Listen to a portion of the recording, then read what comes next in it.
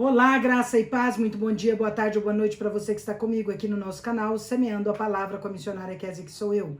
Como é bom estar com vocês nesse dia 26 de novembro de 2024, para juntos lermos a Palavra do Senhor. Peço que deixe o seu like, compartilhe esse vídeo com o máximo de pessoas possíveis, deixe também um comentário, se você for novo ou nova por aqui, se inscreva no nosso canal, ative o sino de notificações para receber também nosso devocional diário Meditar e Orar.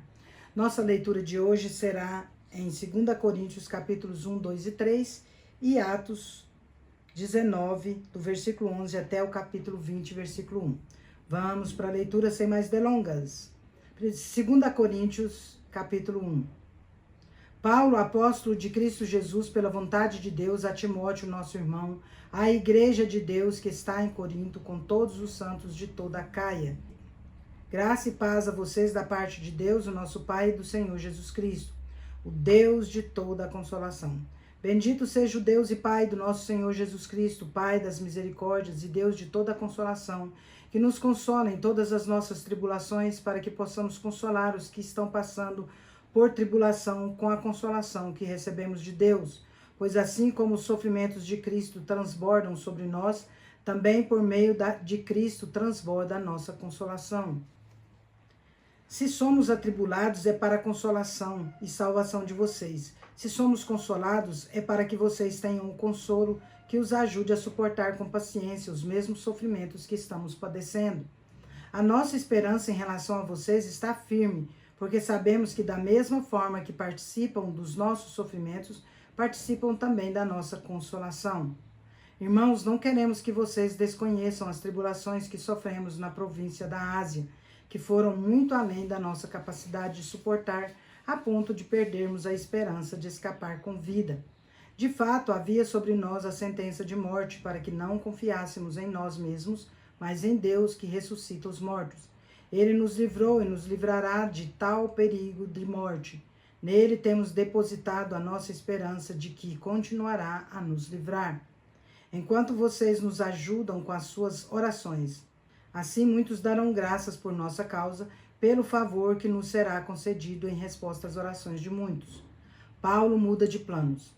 Disto temos orgulho, a nossa consciência dá testemunho de que nos temos conduzido no mundo, especialmente no relacionamento com vocês, com santidade e sinceridade, provenientes de Deus, não de acordo com a sabedoria do mundo, mas de acordo com a graça de Deus, pois nada escrevemos a vocês que não seja capazes de ler ou entender. Espero que, assim como vocês nos entenderam em parte, venham a entender plenamente que podem se orgulhar de nós, como também nos orgulharemos de vocês no dia do Senhor Jesus. Confiando nisso, e para que vocês fossem duplamente beneficiados, eu quis primeiro visitá-los. Em minha ida à Macedônia, e ao retornar de lá, voltar a vocês, depois ser enviado por vocês à Judéia. Quando planejei isso, será que o fiz irresponsavelmente? Ou será que faço os meus planos de modo carnal, dizendo ao mesmo tempo sim, sim e não, não? Todavia, como Deus é fiel, a nossa mensagem a vocês não é sim e não, pois o Filho de Deus, Jesus Cristo, pregado entre vocês por mim e também por Silvano e Timóteo, não foi sim e não, mas nele tem sido sim, pois em Cristo cada uma das promessas de Deus é sim.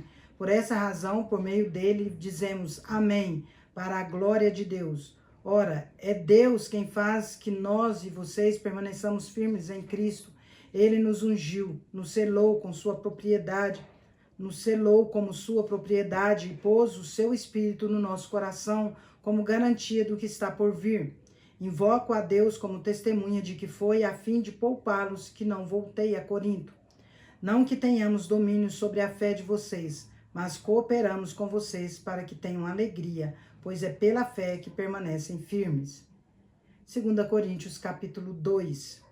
Por isso, resolvi não fazer outra visita que causasse tristeza a vocês, pois se os entristeço, quem me alegrará senão vocês, a quem tenho entristecido? Escrevi como escrevi, para que quando eu for não seja entristecido por aqueles que deveriam me alegrar. Estava confiante de que todos vocês compartilhariam da minha alegria, pois eu escrevi com grande aflição e angústia de coração e com muitas lágrimas, não para entristecê-los, mas para que soubessem como é profundo o meu amor por vocês. Perdão para o pecador. Se alguém tem causado tristeza, não a tem causado apenas a mim, mas até certo ponto a todos vocês, sem ser demasiadamente severo. A punição que foi imposta a este pela maioria é suficiente. Agora, ao contrário, vocês devem perdoá-lo e consolá-lo para que ele não seja dominado por excessiva tristeza. Portanto, peço-lhes que reafirmem o amor que têm por ele. Eu escrevi com o propósito de saber se vocês seriam aprovados, isto é, se seriam obedientes em tudo. Se vocês perdoam alguém, eu também o perdoo. Aquilo que perdoei, se é que havia alguma coisa para perdoar, perdoei na presença de Cristo por amor a vocês, a fim de que Satanás não tivesse vantagem sobre nós, pois não ignoramos as intenções deles. Ministros da Nova Aliança. Quando cheguei a Troade para pregar o Evangelho de Cristo e vi que o Senhor havia aberto uma porta para mim, não tive sossego no meu espírito por não ter encontrado ali meu irmão Tito. Por isso, despedi-me deles e fui para a Macedônia. Graças a Deus que sempre nos conduz triunfantemente em Cristo e por nosso intermédio exala a fragrância do seu conhecimento em todo lugar. Porque para Deus somos o aroma de Cristo entre os que estão sendo salvos e entre os que estão perecendo. Para estes somos cheiro de morte, para aqueles fragrância de vida. Entretanto, quem está capacitado para tanto? Ao contrário de muitos, não negociamos a palavra de Deus, visando algum lucro. Antes, em Cristo, falamos diante de Deus com sinceridade, como homens enviados por Deus. 2 Coríntios, capítulo 3. Será que, com isso, estamos começando a recomendar a nós mesmos novamente? Será que precisamos, como alguns, de cartas de recomendação para vocês ou da parte de vocês? Vocês mesmos são a nossa carta escrita no nosso coração, conhecida e lida por todos. Vocês demonstram que são uma carta de Cristo, resultado do nosso ministério, escrita não com tinta, mas com o Espírito de Deus vivo, não em tábuas de pedra, mas em tábuas de carne, no coração. Esta é a confiança que temos diante de Deus por meio de Cristo. Não que sejamos capazes por nós mesmos de reivindicar coisa alguma como nossa. A nossa capacidade vem de Deus. Ele nos capacitou para sermos ministros de uma nova aliança, não da letra, mas do Espírito, porque a letra mata, mas o Espírito vivifica. A glória da nova aliança. O ministério que trouxe a morte foi gravado com letras em pedras, mas esse ministério veio com tal glória que os israelitas não podiam fixar os olhos na face de Moisés por causa do resplendor do seu rosto, ainda que desvanecente. Não será o ministério do Espírito ainda muito mais glorioso? Se era glorioso o ministério que trouxe condenação, quanto mais glorioso será o ministério que produz justificação. Pois o que anteriormente era glorioso já não tem glória, em comparação com a glória superior. Se o que se desvanecia se manifestou com glória, quanto maior será a glória do que permanece. Portanto, visto que temos tal esperança, mostramos muita confiança. Não somos como Moisés, que colocava um véu sobre a face para os filhos de Israel não contemplarem o resplendor que se desvanecia. Na verdade, a mente deles se fechou, pois até hoje o mesmo véu permanece quando é lida a antiga aliança. Não foi retirado, porque somente em Cristo é removido. De fato, até o dia de hoje, quando Moisés é lido, um véu cobre o coração deles. No entanto, quando alguém se converte ao Senhor, o véu é retirado. Ora, o Senhor é o Espírito, de onde está o Espírito, e onde está o Espírito do Senhor, há liberdade.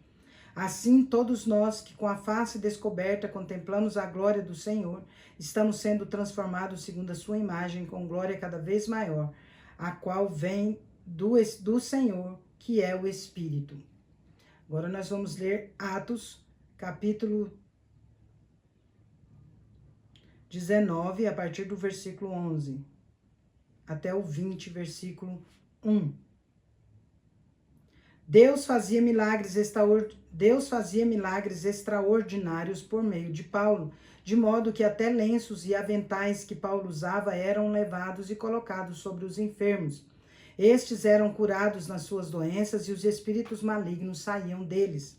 Alguns judeus que andavam expulsando espíritos malignos tentaram invocar o nome do Senhor Jesus sobre os endemoniados, dizendo: em nome de Jesus a quem Paulo prega, ordeno que saiam. Os que faziam isso eram os 7 filhos de Seva, um dos chefes dos sacerdotes dos judeus. Um dia o espírito maligno lhes respondeu: conheço Jesus e sei quem é Paulo, mas vocês quem são? Então o endemoniado saltou sobre eles e os dominou, espancando-os com tamanha violência que eles fugiram da casa nus e feridos. Quando isso se tornou conhecido dos judeus e dos gregos que viviam em Éfeso, todos eles foram tomados de temor, e o nome do Senhor Jesus era engrandecido. Muitos dos que creram vinham, confessavam e declaravam abertamente as suas más obras. Grande número dos que tinham praticado ocultismo reuniu os seus livros e os queimou publicamente. O valor total calculado chegou a 50.000 dracmas. Assim a palavra do Senhor se difundia e se fortalecia poderosamente. Depois dessas coisas, Paulo decidiu ir a Jerusalém, passando pela Macedônia e pela Caia. Ele dizia: depois de haver estado ali, é necessário também que eu vá visitar Roma. Então enviou à Macedônia 2 dos seus servos, Timóteo e Erasto, e permaneceu mais um pouco na província da Ásia. O tumulto em Éfeso. Naquele tempo houve um grande tumulto por causa do caminho. Um ourives chamado Demétrio, que fazia miniaturas de prata do templo de Ártemis e que dava muito lucro aos artesãos, reuniu-os com os trabalhadores do mesmo ramo e disse: Senhores, vocês sabem que temos uma boa fonte de lucro nesta atividade, e estão vendo e ouvindo como esse indivíduo, Paulo, está convencendo e desviando grande número de pessoas aqui em Éfeso e em quase toda a província da Ásia. Ele diz que deuses feitos por mãos humanas não são deuses.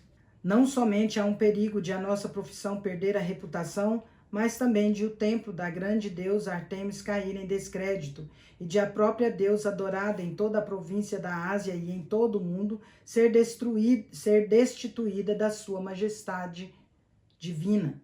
Ao ouvirem isso, ficaram furiosos e começaram a gritar: grande é a Ártemis dos Efésios!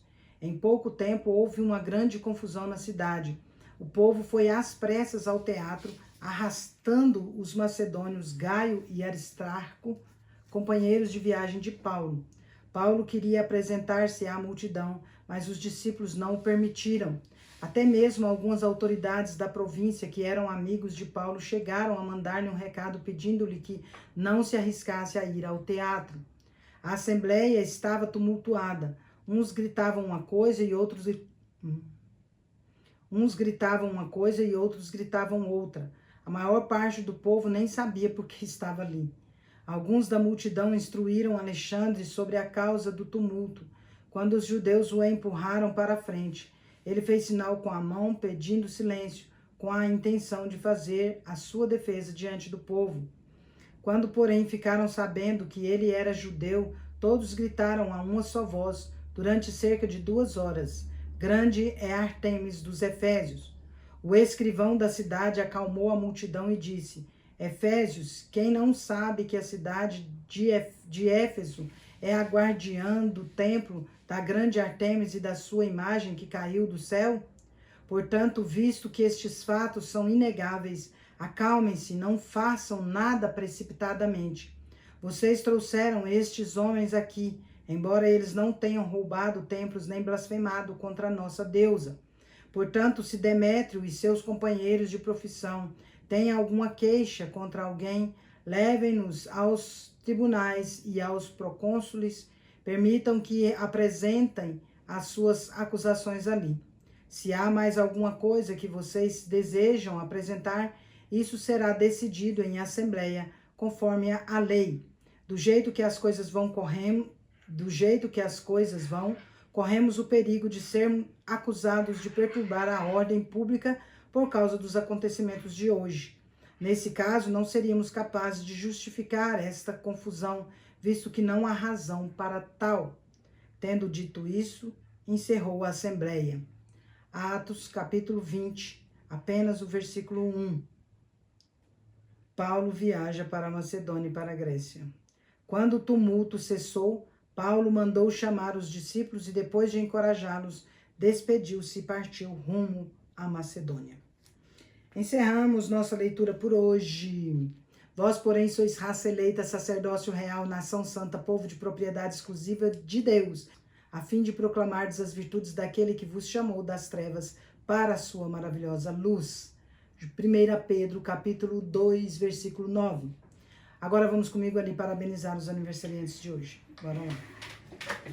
Parabéns e feliz aniversário para você que está completando mais um ano de vida nesse dia 26 de novembro de 2024. Parabéns aos casais completando mais um ano de casados e parabéns aos bebezinhos completando mais um mês de vida. Meus parabéns especial vai para o Fernando Soares, lá em Rondonópolis, Mato Grosso, para a doutora Natália Martins, lá em Tuiutaba, Minas Gerais, para o Paulo André, em Tesouro, Mato Grosso, para a professora Gracilde Silva, lá em Tesouro, Mato Grosso, para o Paulo Coimbra, em Primavera do Leste, Mato Grosso, e para a Juliana Assis, em Anápolis, Goiás. Que Deus abençoe vocês. Quero orar por vocês. Vamos orar? Pai de amor, em nome de Jesus, quero agradecer por conceder ao Fernando, a Natália, ao Paulo, a Gracildes, ao Paulo Coimbra e a Juliana Assis mais um ano de vida. Pai, peço que o Senhor inunde suas vidas, Pai, de amor, de paz, de alegria, de sabedoria, de discernimento, de prosperidade, de saúde, de muitas felicidades e muitos anos de vida. Rogo a Deus, tanto aos aniversariantes, quanto aos casais, quanto aos bebezinhos, que a boa, agradável e perfeita vontade do Senhor se cumpra na vida deles hoje, para todo sempre, em nome de Jesus. Amém. É isso aí, meus queridos e queridas. Deus é justo e bom. Vamos